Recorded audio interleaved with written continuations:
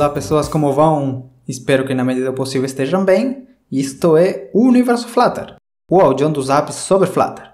Lembrando que vocês podem seguir este audião do Zap no Twitter como @UniversoFlutter, entrar no grupo do Telegram com o link t.me/UniversoFlutter e encontrar os links de referência na seção do podcast no site de andreamatias.com. Semana passada não teve episódio por questões que eu estava um pouco ocupado fazendo algumas coisas pessoais aqui em casa e tal, como comentei ali no grupo do Telegram, mas também porque comecei em um novo emprego. Esse emprego é com Flutter para uma empresa aqui da Espanha, na capital, em Madrid, e vai ser de forma remota, então vou poder ficar na província onde estou hoje em dia, aqui em Valência.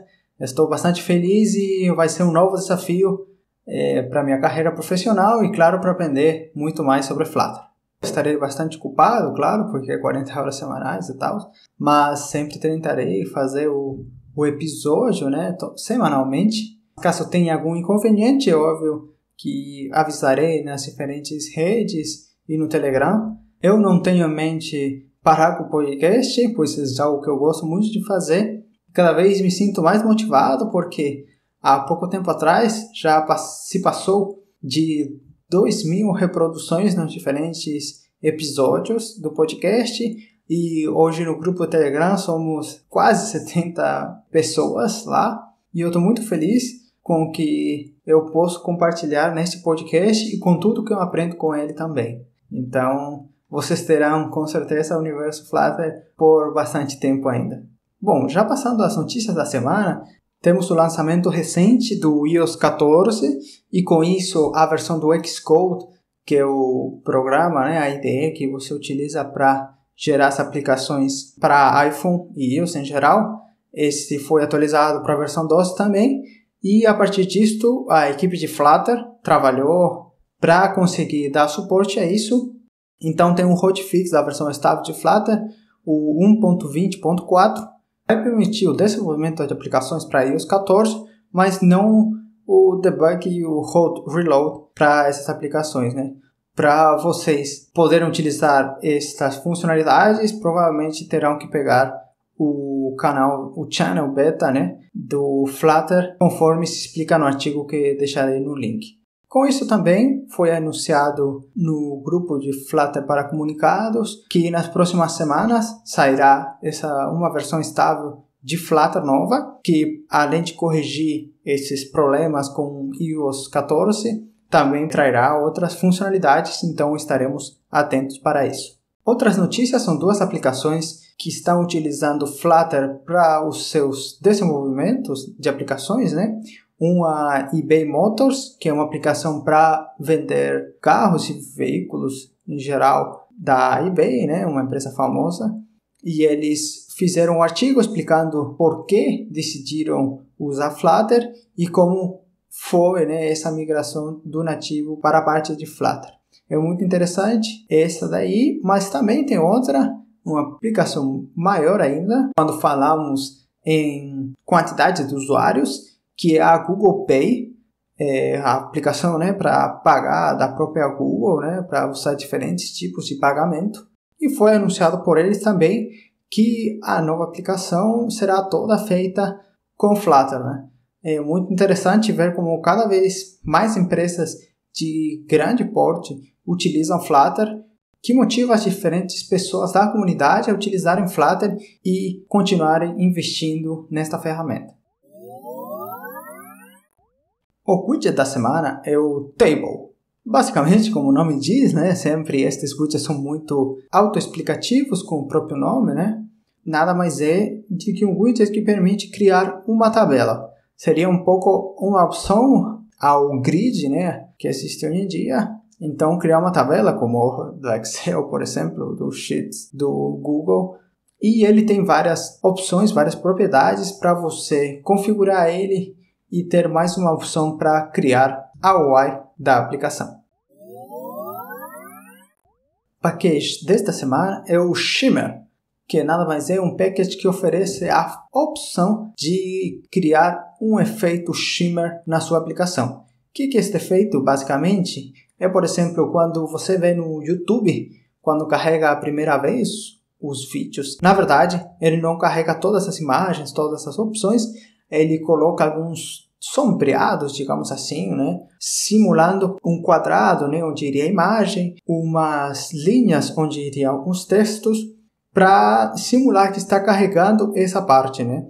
Mostrar um pouco da arquitetura visual de como está feita essa UI, mas não carregando todos os elementos de uma vez só. Isso serve para mostrar ao usuário, né, que a aplicação não está parada, né, não está fazendo nada, digamos. É muito interessante usar este package. Junto com este package, eu também vou deixar o link para um artigo feito pela comunidade de Flutterando, mas especificamente pelo Ian Oliveira, que comenta sobre como utilizar este package e mostra vários exemplos de código para vocês implementar. A dica desta semana é uma ferramenta para você mocar a sua app de maneira online. Seria o designer.mock.io, que deixarei nos links de referência, claro.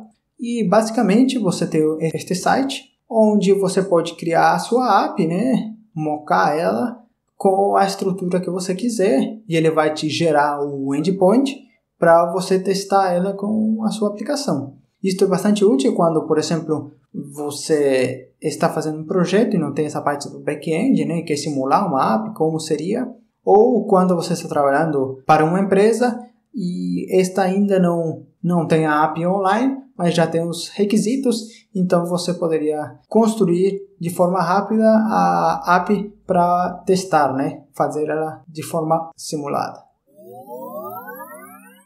A fonte de conhecimento desta semana é um canal do YouTube feito pelo Rodrigo Raman e com o mesmo nome. Deixarei nos links de referência este canal, que parece muito bacana por diferentes motivos e claro, tem conteúdo sobre Flutter. Eu assisti 1 ou 2 vídeos dele, sinceramente não assisti todos ainda, mas parece um conteúdo bem bacana e com uma linguagem clara para você entender e aprender sobre Flutter. Na sessão de Bags e Debugs desta semana, eu gostaria de compartilhar com vocês uma estratégia para medir o tempo de início de uma aplicação. É basicamente um comando que você faz com o Flutter Run, trace, de novo, startup, profile. Basicamente o que este comando faz, ele vai gerar um arquivo .json onde terá 4 parâmetros de medida, basicamente. Primeiro, quanto tempo se demora para entrar na engine, né, para iniciar a engine. Depois, o tempo que demora para aparecer o primeiro frame. O terceiro já seria o tempo de início do framework. E depois já seria o tempo depois de iniciar o framework. São 4 parâmetros que vocês podem utilizar para medir se a sua app está sendo aberta de maneira muito lenta, se tem alguma coisa carregando que está estranho, talvez a engine, talvez o framework, talvez algum frame. E é muito bacana e você tem que lembrar que esta ferramenta só pode ser utilizada no modo profile, né? Que é o modo mais otimizado do que o debug, por exemplo.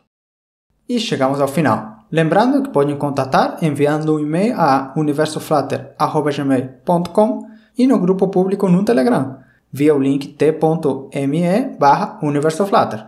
Também podem seguir o podcast no Twitter como @universoflutter.